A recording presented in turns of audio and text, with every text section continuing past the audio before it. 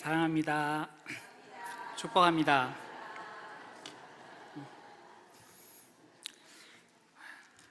오늘은 1월 셋째 주일이며 여전도회 주일입니다.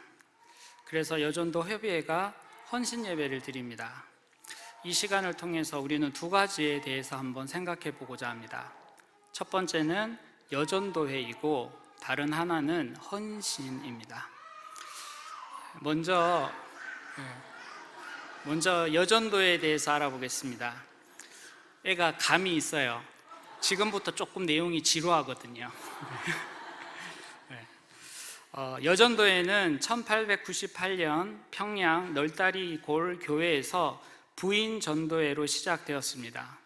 1928년 전국 단위의 장로교 여전도회 총회가 창립되었습니다. 1937년 장로교 총회에서 1월 셋째 주일을 여전도회 주일로 제정했습니다. 그리고 1953년에 여전도회 전국연합회가 조직되었습니다. 여전도회는 생명문화운동, 기독교 어버이운동, 나눔 선교운동 등을 전개하고 있으며 남북 화해와 세계 평화를 염원하며 평화 문화를 만들어 나가기 위한 평화 만들기 운동, 평화 통일 운동, 연합 선교 운동, 양성 평등 운동 등을 실현해 나가고 있습니다. 그 외에도 한국교회 여성연합회, 새가정, 한국장로교 여성협의회, 한국기독교교회협의회 여성위원회, 교단 양성평등위원회, 정의기억연대 등의 많은 위원들을 파송하여 에큐메니컬 정신을 구현하고 있습니다. 여전도회 주일은 전국교회 여전도 회원들이 매년 같은 날, 같은 시간, 같은 주제로 예배를 드리므로 이 땅에 복음을 허락하여 주신 하나님의 사랑과 여성들을 제자로 부르셨던 예수님의 은혜를 깊이 묵상하며 이 땅에 참 평화를 이루는 일꾼으로 생명, 정의, 평화의 길을 걷기 위해 다짐하는 시간입니다. 이 자리에 오신 여전도의 모든 분들을 주님의 이름으로 축복합니다. 또 우리 여전도회를 축복하며 기도로 물질로 후원해 주시는 모든 분들을 주님의 이름으로 축복합니다. 여러분을 통한 하나님의 뜻이 여러분의 가정과 기업, 여러분의 모든 사역 안에서 온전히 이루어지기를 축복합니다. 여전도에만 이야기하니까 좀 서운하신 분들도 계시죠. 그래서 남성교회를 제가 조금 알아봤습니다. 남성교회는 일제 말에 청장년 운동으로 나라 없는 한국교회의 희망을 노래했던 청년 면례회에서 비롯되었습니다. 면례회는 기도 운동입니다. 이 기도 운동을 통하여서 남성교회는 물산장려, 문맹퇴치 등 애국 애족의 운동을 일으켜서 한국의 희망을 선포하였습니다. 그러다가 일제에 의해서 강제 해산되는 아픔을 겪기도 했습니다. 이후에 해방이 된 이후에 정부 수립을 하면서 국가 시책에 적극 협력하였습니다. 그런데 그 과정에 여러 가지 내부적인 논란으로 인해서 많은 혼란의 시기를 겪기도 했습니다. 이 혼란과 논란에 대해서 더 자세히 알기를 원하시면 남성교회 때 강의하시는 분의 설교를 잘 들으십시오. 참고로 우리 총회 제정 남성교회 주일은 3월 10일입니다. 남성교회는 그 명칭이 말해주듯이 선교단체로 자보하며 전 회원들의 선교지향적 삶, 그리고 평신도 선교시대의 주역이 되기 위해서 열심히 노력하고 기도하고 있습니다. 이 자리에 계신 남성교회 모든 분들도 주님의 이름으로 축복합니다. 남성교 회원을 축복하며 또 기도로 물질로 후원하는 우리 모든 분들도 주님의 이름으로 축복합니다. 우리를 향하신 하나님의 뜻이 우리 모든 성도님들의 가정과 기업 그리고 사역 안에서 온전히 이루어지기를 축복합니다. 제가 이제 여성도 이야기를 했고 남성도 이야기를 했습니다. 또 제가 축복해야 할 성이 있나요? 하나님은 우리에게 양성만을 주셨습니다. 남성과 여성입니다.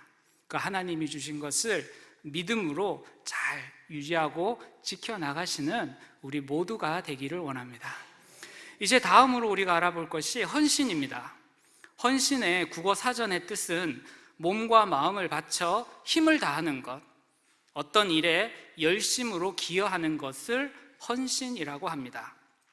헌신은 열심히 힘을 다한다라는 뜻이 있습니다. 우리는 새벽 예배에 헌신해야 합니다. 별로 아멘을 안 하시네요. 우리는 전도에 헌신해야 합니다. 우리는 주일 성수에 헌신해야 합니다. 우리는 하나님께서 우리에게 주신 사명에 헌신해야 합니다. 우리는 기도해야 합니다. 우리는 전도해야 합니다. 이렇게 헌신을 강조하면 여러분한테 새벽 예배에 힘써 나오라는 말입니다. 힘써 전도하라는 말입니다. 힘써 주일 성수하라는 말이고, 성도 여러분, 힘써 기도하십시오. 힘써 여러분에게 주신 사명인 전도에 힘쓰십시오. 우리가 우리에게 주신 직분과 사명에 헌신하게 될 때 하나님께서 우리의 모든 것을 감찰하시고 그에 합당한 것으로 우리에게 반드시 대갚아 주실 줄 믿습니다. 성도 여러분, 우리는 반드시 하나님의 심판 앞에 서게 됩니다. 그 어떤 것으로 부인한다고 해도, 그 어떤 것으로 아니라고 부정하려고 해도 하나님에 의해서 창조받은 우리는 다시 하나님 앞에 서서 우리의 삶을 평가받게 될 것입니다. 그래서 여러분, 헌신하십시오. 하나님 앞에 서는 날 하나님 앞에서 받을 그 상급을 바라보시고 여러분의 삶을 헌신으로 채우시기를, 열심으로 힘을 다하여 여러분에게 주신 것에 최선을 다하시기를 바랍니다. 그것이 하나님 앞에서 헌신 예배를 드리는 오늘 우리의 믿음의 고백 되어지기를 원합니다. 그런데 성경에서, 특히 구약 성경에서 말하는 헌신의 내용은 우리말의 헌신과 조금 차이가 있습니다. 구약에서 헌신이라는 단어를 찾아보면 모두 4곳에 나와 있습니다. 그리고 그 중에 3곳의 단어는 나다브라는 단어를 헌신으로 번역하였습니다. 우리 먼저 시편 110편 3절을 함께 읽으시겠습니다. 주의 권능의 날에 주의 백성이 거룩한 옷을 입고 즐거이 헌신하니 새벽 이슬 같은 주의 청년들이 주께 나오는도다. 여기에서 헌신으로 번역된 말이 히브리어 나다브입니다. 이 말은 강요당하지 않고 자유의사로 하나님께 봉사하거나 제물을 드리는 것을 나타내는 말입니다. 특히 자기 자신을 하나님 앞에 드리는 것을 드릴 때 이 나다브라는 단어, 헌신이라는 단어를 사용합니다. 나다브, 즉 헌신은 자신을 하나님 앞에 드리는 것입니다. 주의 권능의 날에 주의 백성들은 즐거이 헌신하며 주님 앞에 나옵니다. 주의 권능이 임하면 주의 백성들은 즐거이 자신을 하나님 앞에 드립니다. 우리가 하나님께 우리 자신을 드린다는 것은 하나님이 주신 말씀에 순종하는 것을 의미합니다. 하나님께서 우리에게 주신 사명 가운데 우리가 헌신해야 할 것은 바로 증인된 삶을 사는 것입니다. 사도행전 1장 8절을 함께 읽으시겠습니다. 오직 성령이 너희에게 임하시면 너희가 권능을 받고 예루살렘과 온 유대와 사마리아와 땅끝까지 이르러 내 증인이 되리라 하시니라. 주의 권능이 이르게 되면 주의 백성들은 즐거이 주님의 증인이 되어 주님을 전하게 됩니다. 올해 주님의 권능으로 말미암아 주님을 전하는 일에 즐거이 헌신하는 우리 모든 여전도회가 되기를 주님의 이름으로 축복합니다. 이제 2월이 되면 기쁨 나눔 주일이 선포됩니다. 또 돌아왔습니다. 또 돌아온 것이 아니라 다시 하나님께서 우리에게 주님을 전할 수 있는 기회를 주셨습니다. 주님께 즐거이 자신을 드림으로 주님의 권능에 힘입어 담대하게 복음을 전하는 우리 여전도 회원들과 이 시간 함께 예배드리는 우리 모두가 되기 원합니다. 두 번째로 헌신이 나오는 것은 사사기 5장 2절과 9절입니다. 함께 읽으시겠습니다. 이스라엘의 용솔자들이 용솔하였고 백성이 즐거이 헌신하였으니 여호와를 찬송하라. 내 마음이 이스라엘의 방백을 사모함은 그들이 백성 중에서 즐거이 헌신하였음이니 여호와를 찬송하라. 여기서도 헌신은 나다브를 번역한 것입니다. 이스라엘은 강요당하지 않고 스스로를 즐거이 헌신하였습니다. 그리고 그때 하나님께서 역사하셨습니다. 사사기 5장의 배경은 이스라엘이 하솔왕 와빈에게, 더 정확히는 그의 군대 장관 시스라가 가진 900대의 철병거로 인하여 학대당하던 때입니다. 그런데 그때 하나님의 영이 드보라에게 임하였습니다. 그래서 드보라는 아비노함의 아들 바락을 불러서 시스라와 싸우게 했습니다. 이 바락의 입장에서는 아무리 하나님의 말씀이라고 해도 도저히 납득이 되지 않는 그런 일을 드보라가 자기에게 명하였습니다. 하솔왕 야빈과 군대장관 시스라에게는 철병거가 900승이나 있었습니다. 근데 당시 이스라엘에게는 창과 방패 같은 제대로 된 무기가 하나도 없었습니다. 그런데 하나님께서는 하나님의 말씀이라고 하면서 그 강대한 적과 나아가 싸우라고 합니다. 이성이 제대로 박혀 있는 사람, 앞뒤 합뒤의 분별을 제대로 할 수 있는 사람, 합리적인 사람, 그리고 능률이 따지는 사람은 절대로 이 말씀에 순종하지 못합니다. 이 말씀에 순종하는 사람은 누구일까요? 바로 헌신하는 사람입니다. 인간적인 눈으로 볼 때 전력상 그 싸움은 도저히 승리할 가망이 없는 싸움입니다. 하지만 이스라엘은 헌신된 사람은 믿음 앞에서 그 말씀에 순종합니다. 그렇게 하나님께 헌신한 사람들이 전쟁에 임하였습니다. 사랑하는 성도 여러분, 이 세상의 모든 전쟁은 하나님께 속한 것입니다. 그러므로 하나님께서는 하나님께 즐거이 헌신하여 나온 그 사람으로 하여금 반드시 승리하게 해 주십니다. 이 도저히 싸움이 될 것 같지 않는 이스라엘과 가나안과의 싸움에서 이스라엘은 승리하였습니다. 세상에서는 이것을 기적적인 승리라고 이야기를 하지만 믿음 안에서 이 승리는 당연한 것입니다. 왜냐하면 하나님께서는 헌신한 사람을 통하여 역사하시기 때문입니다. 그래서 로마서 12장 1절에서는 이 헌신을 다르게 표현하고 있습니다. 로마서 12장 1절을 함께 읽으시겠습니다. 그러므로 형제들아, 내가 하나님의 모든 자비하심으로 너희를 권하노니 하나님이 기뻐하시는 거룩한 산 제물로 드리라. 이는 너희가 드릴 영적 예배니라. 우리가 하나님께 드릴 거룩한 산 제물은 다름 아닌 나가 되어야 합니다.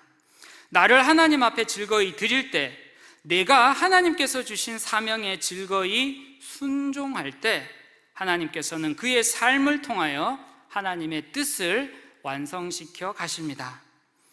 우리 여전도회 회원들의 헌신을 통하여 하나님의 뜻이 우리 교회와 성도님들의 가정 가운데 온전히 이루어지기를 원합니다.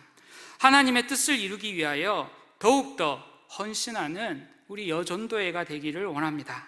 그래서 나중에 시간이 흐른 후에 우리의 모든 헌신을 통하여 하나님께서 모든 일을 간섭하시고 이루셨다라고 고백하는 그날이 속히 오기를 간절히 소망해 봅니다. 마지막으로 헌신이 나오는 곳은 오늘 본문인 32장 29절입니다. 함께 읽으시겠습니다. 모세가 이르되 각 사람이 자기의 아들과 형제 오늘 여호와께 헌신하게 되었느니라. 그가 오늘 너희에게 복을 내리시리라. 아멘. 이 본문을 묵상하기 전에 먼저 25절을 한번 살펴보시겠습니다. 모세가 본즉 백성이 방자하니 이는 아론이 그들을 방자하게 하여 원수에게 조롱거리가 되게 하였음이라. 여기에서 방자라는 단어를 한번 보면은 이 방자는 히브리어 파라를 번역한 단어인데 그 뜻이 아주 넓습니다.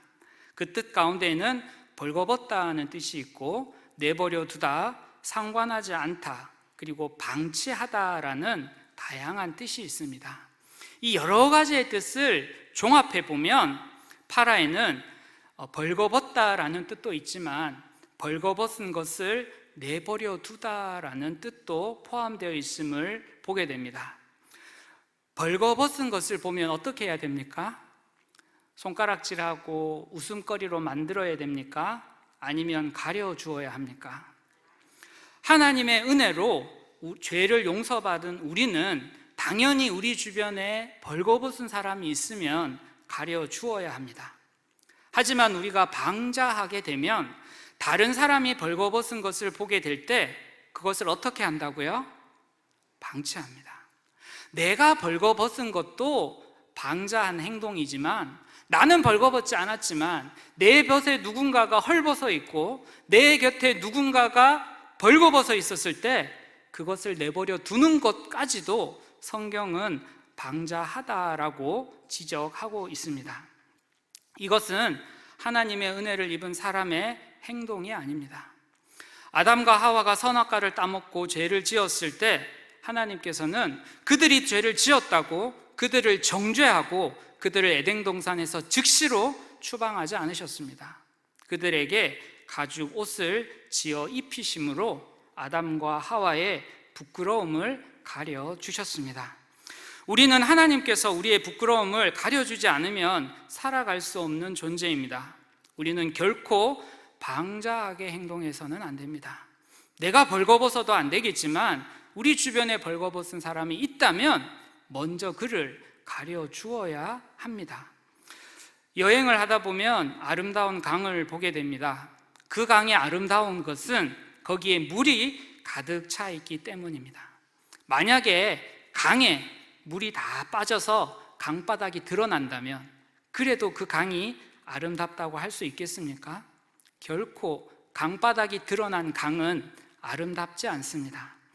마찬가지로 아름답게 보이는 인생도 그 인생 가운데 하나님의 은혜의 강물이 가득 차 있기 때문에 아름다워 보이는 것이지, 하나님의 은혜가 빠져버리면, 하나님의 은혜를 인정하지 않으면 그 인생 강에 더러운 강바닥이 드러나는 것처럼 우리의 죄된 본성도 여지없이 드러나게 될 것입니다. 우리의 민낯이 드러나지 않도록, 우리의 추악한 죄의 본성이 드러나지 않도록, 하나님의 은혜가 우리 삶을 가득 채우도록 우리는 항상 기도해야 할 것입니다. 그런데 그러한 하나님의 은혜를 잊어버렸을 때, 하나님의 은혜를 간구하지 않았을 때 이스라엘은 방자하게 행하였습니다. 그들은 벌거벗은 상태로 그들의 모든 인간의 추악한 민낯을 여지없이 드러내었습니다. 그리고 그러한 것을 본 원수들이 이스라엘을 조롱하였습니다. 이스라엘이 출애굽을 하여 광야로 나온 것은 하나님만을 예배하기 위함이었습니다. 하나님께서는 이스라엘이 하나님만을 예배하게 하기 위하여 출애굽의 은혜를 베풀어 주셨습니다. 그런데 이스라엘은 광야에서 하나님이 아닌 금송아지를 숭배하였습니다. 우리가 하나님의 은혜를 잊어버리게 되면 반드시 사단이 여러분을 조롱거리로 만든다는 것을 기억하시기를 바랍니다. 사랑하는 성도 여러분, 여러분은 예배를 위하여 지음받은 존재입니다. 그러므로 그 어떤 것을 변명으로, 핑계로 예배의 자리와 맞바꾸지 마십시오. 그렇게 될 때 사단은 우리를 조롱거리로 만들 것입니다. 나 한 사람이 불명예스러운 것도 어렵고 힘든데 나 때문에 하나님이 불명예스럽게 되고 예수님이 불명예스럽게 되고 특별히 내가 몸담은 교회가 불명예스럽게 된다는 것을 기억하십시오. 우리는 날마다 우리 스스로를 돌아보며 하나님의 은혜를 구해야 합니다. 방자히 행하지 않도록 하나님의 은혜를 항상 구해야 합니다. 오늘 본문에는 하나님의 은혜를 잊어버리고 방자히 행한 사람들이 나옵니다. 그들에게는 회개의 기회가 주어졌습니다. 그런데 이들은 회개의 기회가 주어졌음에도 회개하지 않았습니다. 본문 26절을 함께 읽으시겠습니다. 이에 모세가 진 문에 서서 이르되 누구든지 여호와의 편에 있는 자는 내게로 나오라 하매 레위 자손이 다 모여 그에게 가는지라. 먼저 하나님께 속한 사람은 나오라고 했어요. 그런데 방자히 행한 사람들은 그 말을 듣고도 나아가지 않았습니다. 그런데 이 모세의 말을 듣고 레위 사람들이 모세의 말대로 나왔습니다. 그러자 모세는 이 하나님의 편에 서기로 한 레위 사람들에게 정말 뜻밖의 명령을 내립니다. 허리에 칼을 차고 이 문에서 저 문까지 왕래하면서 형제를, 친구를, 자기 이웃을 죽이라고 명령합니다. 그리고 레위 지파 사람들은 이 정말 이해되지 않는, 이 어처구니 없는 이 끔찍한 명령에 순종합니다. 그날 3,000명 정도가 죽임을 당했다고 성경은 기록하고 있습니다. 이 끔찍한 사건 이후에 모세가 헌신을 이야기합니다. 29절 말씀입니다. 모세가 이르되 각 사람이 자기의 아들과 자기의 형제를 쳤으니 오늘 여호와께 헌신하게 되었느니라. 그가 오늘 너희에게 복을 내리시리라. 여기에서 헌신으로 번역된 말은 히브리어로 말레입니다. 이 앞과는 다른 말레라는 단어가 헌신에 단 한 번 사용되었습니다. 이 단어는 출애굽기 28장 41절에 제사장 위임식을 할 때 위임을 하는 말과 동일한 단어입니다. 그 뜻은 풍만하다, 가득 채우다라는 뜻입니다. 가득 채웠다라는 것은 그 본문을 그에게 주어진 본분을 다했다라는 뜻으로 하나님의 속성을 가리키는 말입니다. 하나님이 어떤 분이십니까? 모든 만물에 충만하신 분입니다. 민수기 14장 21절과 예레미야 23장 24절에 하나님의 속성으로 충만이 나오고 있습니다. 그런데 이 단어가 오늘 본문에서는 헌신으로 번역되고 있습니다. 요한복음 2장에 보면 갈릴리 가나의 혼인잔치가 나오고 있습니다. 혼인잔치 중에 포도주가 떨어졌습니다. 그때 예수님께서는 물을 항아리에 채우라고 하셨습니다. 어디까지 채우라고 했나요? 아구까지는 옛말이고 지금 말로 하면은 끝까지, 완전히 가득하게, 충만하게 채우라고 했습니다. 물이 항아리에 충만하게 차기 전까지는 물이었습니다. 그런데 물이 충만하게 찰 때 어떻게 되었습니까? 포도주로 변하였습니다. 레위 자손은 자신들에게 주어진 본문에 최선을 다하였습니다. 끝까지 하나님의 말씀에 충성하였습니다.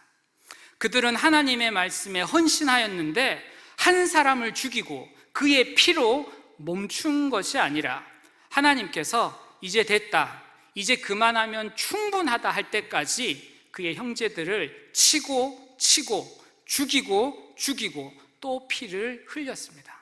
그렇게 3,000명이나 되는 사람들이 피를 흘리고 죽었을 때 하나님은 이제 충분하다, 이제 너희들의 죄가 속하기에 충분하다라고 여겨주셨습니다. 성도 여러분, 이스라엘이 하나님 앞에 단 한 번 죄를 짓고 그 죄를 사하기 위하여 지불한 대가를 생각해 보십시오. 레위 사람들은 3,000명이나 되는 자기의 형제를, 자기의 가족을, 자기의 이웃을 쳐서 하나님 앞에 피 흘려 드렸습니다. 레위 사람들에게는 너무나 어렵고 끔찍한 일입니다. 그런데 이것은 단 한 번의 죄 사함을 위하여 이스라엘이 지불해야 했던 것입니다. 그런데 이스라엘이 이후에 죄를 또 지었나요? 안 지었나요? 그러면 또 3,000명의 피를 흘려야 되는데 이스라엘이 또 흘려야 했나요? 안 했나요? 죄를 지을 때마다 우리는 그 죄의 대가로 엄청난 것을 지불해야 한다는 것을 꼭 기억해야 합니다. 우리는 하나님 대신 심판자가 되는 것을 결코 기쁘게 여겨서는 안 됩니다. 우리가 심판자로서 누군가를 심판하고 죽이는 것이 우리의 기쁨이 되어서도 안 됩니다. 어찌 우리의 형제를, 우리의 이웃을 죽이는 것이 우리의 기쁨이 될 수 있겠습니까? 이스라엘은 죄를 지을 때마다 그 대가를 도저히 지불할 수 없었습니다.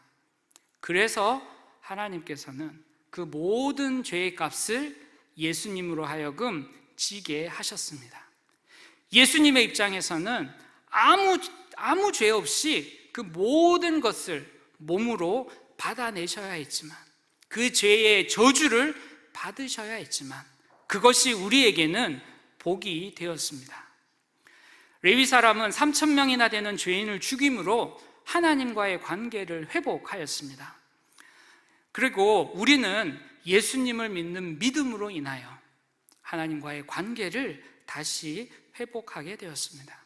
오늘 본문의 기사를 통하여서 우리는 다시 하나님과의 관계를 회복하기 위해서는 인간의 노력으로는 결코 이룰 수 없다는 것을 깨달아야 합니다. 오직 예수님만이 하나님과 떨어진 관계를 회복시킬 수 있는 분이라는 것을 우리는 꼭 기억해야 할 것입니다.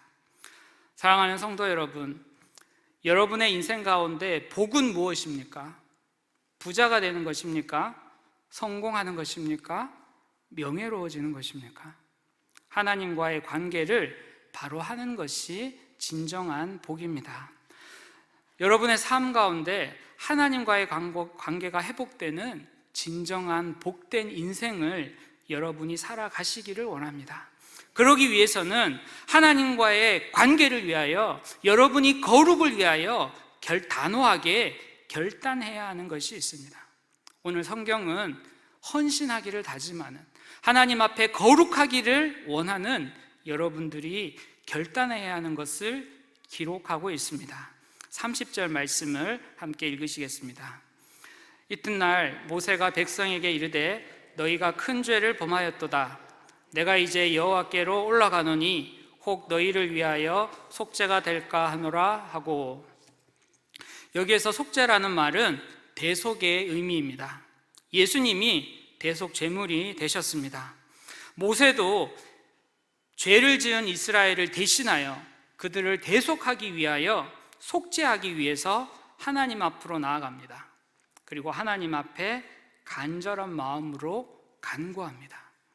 우리는 이것을 중보라고 합니다. 모세는 하나님 앞에 중보하였습니다. 정말 슬픈 가운데서 이스라엘을 위하여 중보하였습니다. 자신이 지은 죄가 아니라 이스라엘이 지은 죄를 고백하며 하나님 앞에 탄원합니다. 부르짖으면서 탄원합니다. 32절을 같이 읽으시겠습니다. 그러나 이제 그들의 죄를 사하시옵소서. 그렇지 아니하시면 원하건대 주께서 기록하신 책에서 내 이름을 지워버려 주옵소서. 중보에 있어서, 헌신에 있어서 가장 중요한 것은 희생입니다. 하나님, 내가 희생되더라도 이 백성의 죄가 용서되어질 수 있다면 나를 그 생명책에서 지워버리시고 이 백성을 용서하여 주옵소서. 이 모세의 헌신이, 이 모세의 중보가 오늘 여전도 회원들의 헌신이 되고 여전도 회원들의 중보가 될 수 있기를 간절히 원합니다. 헌신은 희생입니다. 헌신은 자신을 하나님 앞에 예물로 드리는 것입니다. 헌신은 자신의 모든 것을 하나님 앞에 내려놓고 그 결과를 하나님 앞에 맡기는 것입니다. 스코틀랜드를 종교개혁으로 이끌었던 존 녹스는 평소에 이렇게 기도했습니다. 하나님, 스코틀랜드를 내게 주시옵소서. 그렇지 않으시려면 나에게 죽음을 주옵소서. 이렇게 자신의 나라와 자신의 민족을 위하여 생명을 걸고 중보하였을 때 스코틀랜드에 하나님의 복음의 역사가 일어났습니다. 오늘날 수많은 기독교인이 존재할 수 있었던 것은 단 한 사람의 중보, 단 한 사람의 헌신이 있었기 때문입니다. 이 시간 헌신을 다짐하는 우리 여전도의 여러분, 처음 여전도회는 1898년 평양 널다리골 교회에서 부인 전도회로 시작되었습니다. 그렇게 시작된 여전도회의 헌신에 의해서 오늘날 한국 교회가 존재하고 있습니다. 지금을 교회의 위기의 시대라고 합니다. 감히 교회의 머리는 주님이신데 그러한 주님이 머리 되는 교회의 위기가 있을 수 있겠습니까? 참된 단 한 사람의 헌신자가 있다면 교회에는 결코 위기가 있을 수 없습니다. 오늘 이 시간 누가 헌신을 해야 합니까? 누가 모세의 헌신을 해야 합니까? 우리 교회에는 3인 전도대가 있습니다. 혼자는 힘이 있으니까 둘이 하는데 둘도 불안해서 셋이 모여가지고 하나의 전도대가 됩니다. 우리 교회에는 3인 전도대가 15개가 있습니다. 이제 16번째 전도대는 누가 헌신해야 합니까? 이때 아멘 하셔야 되는데 오늘 이 시간 헌신을 다짐하시는 우리 여전도회가 되기를 원합니다. 우리 모두가 헌신해야 합니다. 하나님의 거룩을 위하여, 죄에 대하여 끝까지 생명을 다하여 헌신하는 우리 여전도회가 되기 원합니다. 여전도의 중보로 말미암아 하나님의 치유의 역사가 우리 교회와 각 성도 가정 위에 있기 원합니다. 우리 여전도의 헌신으로 말미암아 하나님의 거룩함을 세워나가는 우리 마산 동부교회와 이 시간 모든 성도님 되시기를 주님의 이름으로 축복합니다. 기도하시겠습니다.